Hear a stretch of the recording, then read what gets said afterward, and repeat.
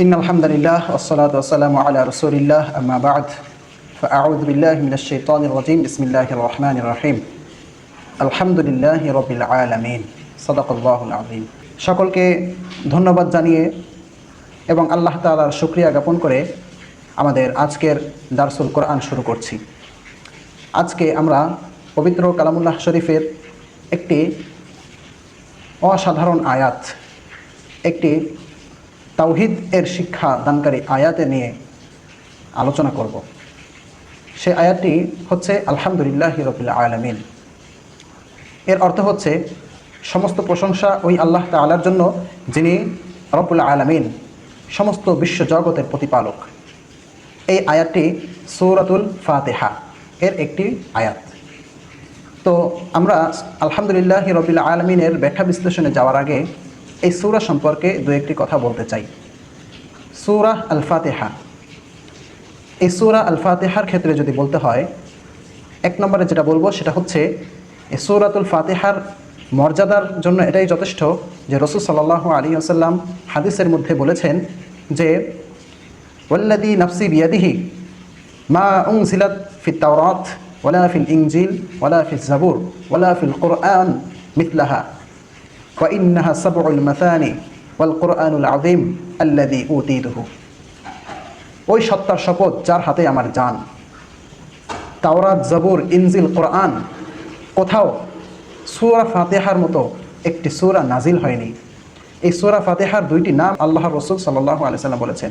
এক, ইন্নাহা সাবউল মাসানি, যেটাকে বারবার পড়া হয়, এবং ওয়াল কুরআনুল আযীম, এবং এই সূরা ফাতিহাকে বলা হয়েছে মহান কোরআন। এটা একমাত্র মুহাম্মদ সাল্লাল্লাহু আলাইহি ওয়াসাল্লামকে দান করা হয়েছে, এমন মহিমান্বিত সূরা আর কোনো নবীকে দান করা হয়নি।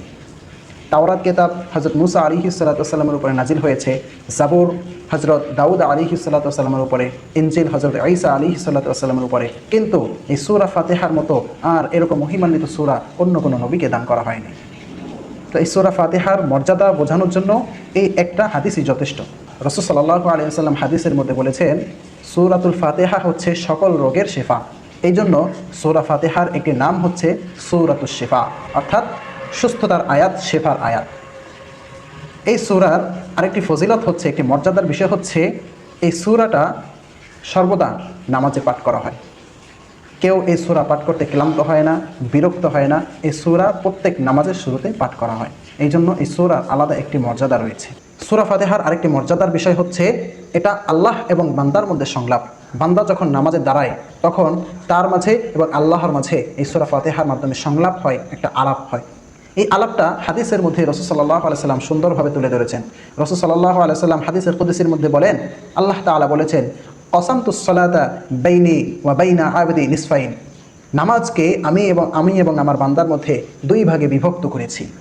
আমার বান্দা যখন আলহামদুলিল্লাহি রাব্বিল আলামিন বলে, তখন আল্লাহ তাআলা বলেন, হামিদানি আবদি, আমার বান্দা আমার প্রশংসা করেছে। যখন বান্দা বলে আর রহমানির রহিম, তখন আল্লাহ তাআলা বলেন, আসনা আলাইয়া আবদি, আমার বান্দা আমার গুণাবলী বর্ণনা করেছে। যখন বান্দা বলে মালিকি ইয়াউমিদ্দিন, তখন আল্লাহ তাআলা উত্তরে বলে মাজ্জাদানি আবদি, আমার বান্দা আমাকে মহিমান্বিত করেছে, সম্মানিত করেছে। ফাওয়াদা ইলাইয়া আবদি, বান্দা যখন বলে ইয়্যাকা না'বুদু ওয়া ইয়্যাকা নাস্তাঈন, তখন আল্লাহ বলেন যে হাদা বাইনি ওয়া বাইনা আবদি, এটা আমার এবং আমার বান্দার মুআমালা, এটা আমার এবং আমার বান্দার মধ্যে সমানভাবে মুআমালা।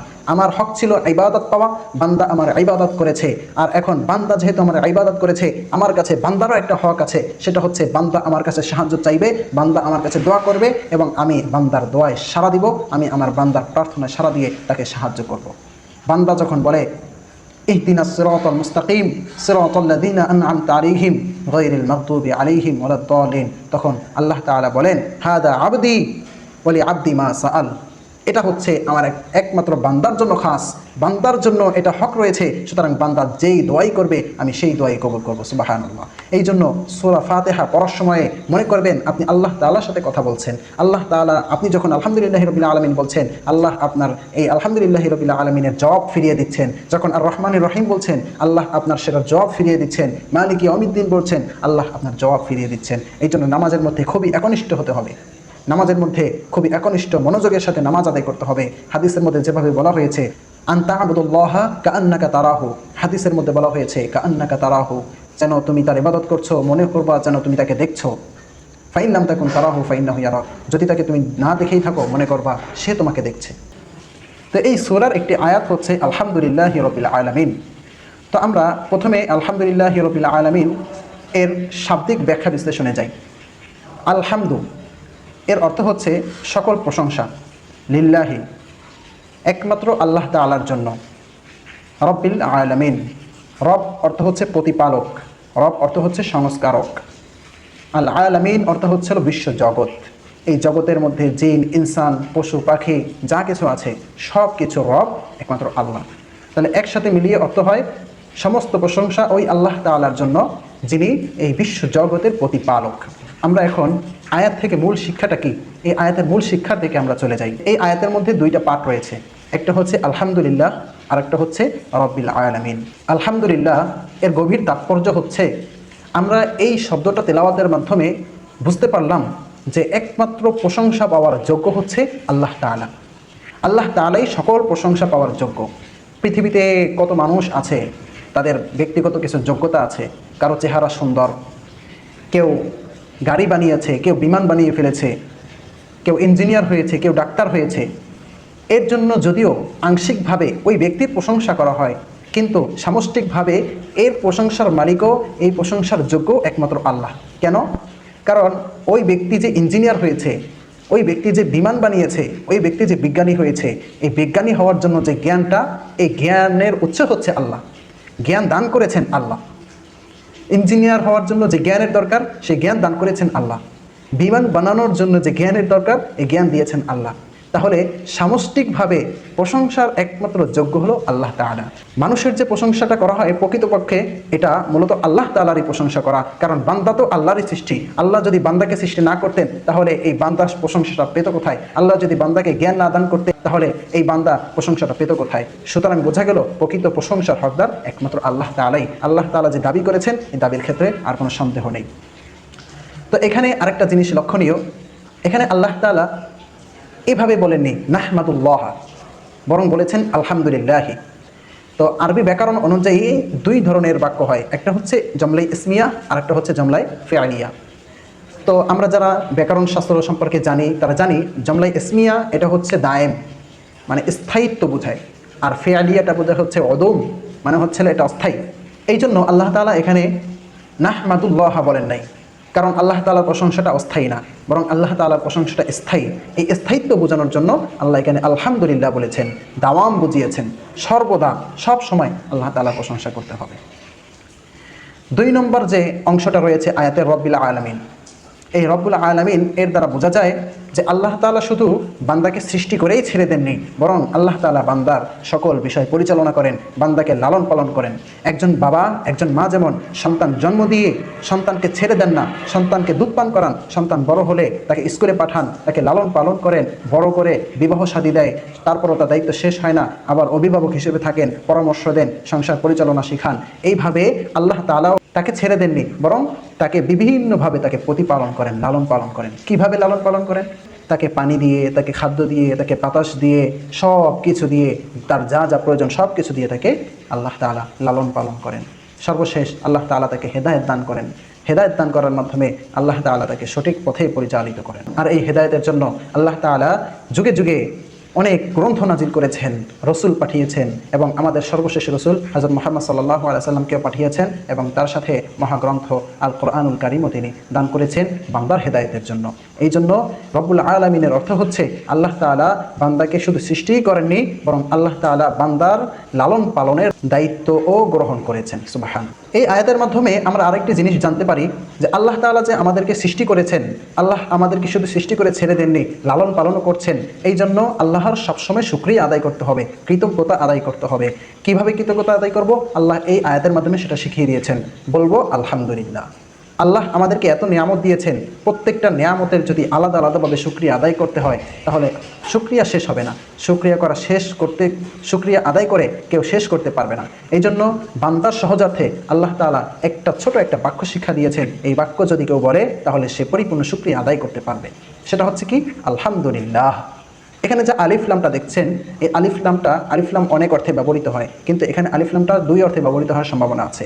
এক নম্বর হচ্ছে এটা আলিফ লামে জিনসি, অথবা এখানে আলিফ লামে ইস্তেগরাকি হয়েছে, অর্থাৎ যত ধরনের যত রকমের প্রশংসা হতে পারে সকল প্রশংসা আল্লাহ তাআলার জন্য। যেমন আমরা দোয়া করার সময় বলি যে আল্লাহ যা বলতে পেরেছি তাও দিয়ে দাও, আল্লাহ যা বলতে পারিনি তাও দিয়ে দাও। তো এরকম যে আমরা দোয়ার মধ্যে বলি, তো আমরা সব কিছু চাইতে পারি না, আল্লাহর কাছে সোপর্দ করে দেই। এভাবে সকল প্রশংসা তো উল্লেখ করে করে আল্লাহর কাছে প্রশংসা করা সম্ভব না, এই জন্য আমরা বলে দিই যত রকমের প্রশংসা আছে, যত ধরনের প্রশংসা হতে পারে, প্রশংসার যত পদ্ধতি হতে পারে, সকল পদ্ধতির সকল রকমের প্রশংসা আপনার জন্য। তাহলে সহজে আল্লাহ তাআলার প্রশংসা আদায় করা যায়। কিন্তু আমরা এতটাই নেমখারাম যে আল্লাহ আমাদেরকে এত নিয়ামত দান করার পরেও আমরা প্রশংসা আদায় করতে চাই না। ছোট একটা বাক্য, দুইটা শব্দের একটা বাক্য, এই বাক্যটাও আমরা অনেক সময় মুখে উচ্চারণ করতে চাই না, আল্লাহ তাআলার প্রশংসা আদায় করতে চাই না। এটা আল্লাহ তাআলার সাথে খুবই বড় নাফরমানি। আর কেউ যদি আল্লাহ তাআলার সাথে নাফরমানি করে তাহলে তার কঠিন শাস্তি ভোগ করতে হবে। আল্লাহ তাআলা বলেন, লা ইন শাকারতুম লা আযীদান্নাকুম ওয়া লা ইন কাফারতুম ইন্না আযাবি লাশাদীদ। যদি তোমরা আমার কৃতজ্ঞতা আদায় করো তাহলে লা আযীদান্নাকুম, আমি আরো নিয়ামত রাজি বাড়িয়ে দিব। তবে যদি তোমরা আমার নিয়ামতের পেয়ে অকৃতজ্ঞতার প্রকাশ করো তাহলে আমি জেনে রাখো আমার আযাব কিন্তু বড় কঠিন। এই জন্য আমাদের নিয়ামতের শুকরিয়া আদায় করতে হবে। আল্লাহ আমাদেরকে কত ধরনের নিয়ামত দিয়েছেন, এই নিয়ামতগুলো যদি শুকরিয়া আদায় না করি তাহলে আল্লাহ আমাদের প্রতি যে অনুগ্রহ করেছেন এটার প্রতি একটা নাফরমানি হবে, অকৃতজ্ঞতা আদায় করা হবে। আমরা এখান থেকে আরেকটি বিষয় যেটা জানতে পারি সেটা হচ্ছে রব্বুল আলামিনের মাধ্যমে আল্লাহ তাআলা এখানে তাওহীদের শিক্ষা দিয়েছেন যে তোমাদেরকে লালন পালনকারী, তোমাদের সৃষ্টিকারী একমাত্র আল্লাহই। আল্লাহ ছাড়া তোমাদের আর কোনো প্রভু নেই, আর কোনো ইলাহ নেই, তোমাদের ইলাহ একমাত্র আল্লাহ। সুতরাং তোমরা দুনিয়ায় গিয়ে একমাত্র আল্লাহ তাআলার আনুগত্য করবে, আল্লাহ তাআলার ইবাদত করবে, আল্লাহর সাথে অন্য কাউকে শিরিক করবে না। এখন কেউ যদি তাওহীদের বিরোধী কাজ করে, কেউ যদি শিরিক করে, তাহলে সে আল্লাহ তাকে যে ঈমান নামক যে নিয়ামত দান করেছিল এটার সাথে একটা অকৃতজ্ঞতা হবে, অকৃতজ্ঞতা আদায় করা হবে। আর আল্লাহ তাআলা অকৃতজ্ঞ বান্দাকে পছন্দ করেন না। হাদিসের মধ্যে আলহামদুলিল্লাহ এই বলে কেউ যদি প্রশংসা আদায় করে তাহলে তার ফজিলত বর্ণনা করা হয়েছে। রাসূল সাল্লাল্লাহু আলাইহি সাল্লাম বলেন, আলহামদুলিল্লাহি তামলাউল মিজান। কেউ যদি একবার আলহামদুলিল্লাহ বলে তাহলে তার এত পরিমাণ সওয়াব হয় যে মিজান, দাড়িপাল্লায় সওয়াবে পরিপূর্ণ হয়ে যায়। সুবহানাল্লাহ। রাসূল সাল্লাল্লাহু আলাইহি সাল্লাম অন্য হাদিসের মধ্যে বলেছেন, কেউ যদি আল্লাহ তাআলার নিয়ামত পেয়ে, আল্লাহ তাআলার নিয়ামত খেয়ে যদি কেউ আলহামদুলিল্লাহ পড়ে, আল্লাহ শুকরিয়া আদায় করে, আল্লাহ তাআলা অনেক অনেক খুশি হয়ে যান।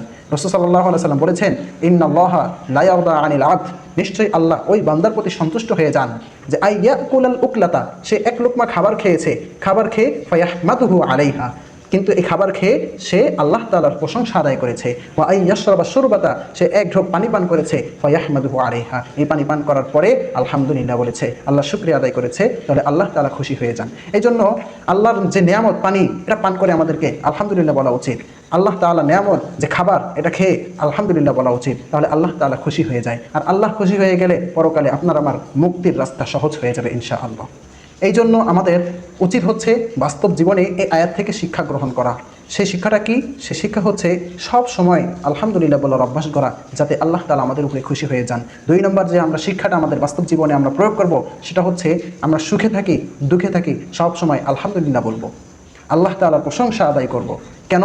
কারণ তিনি হচ্ছেন আমাদের রব্বুল আলামিন, তিনি আমাদের সবার রব। আল্লাহ আমাকে একা ছেড়ে দিবেন না।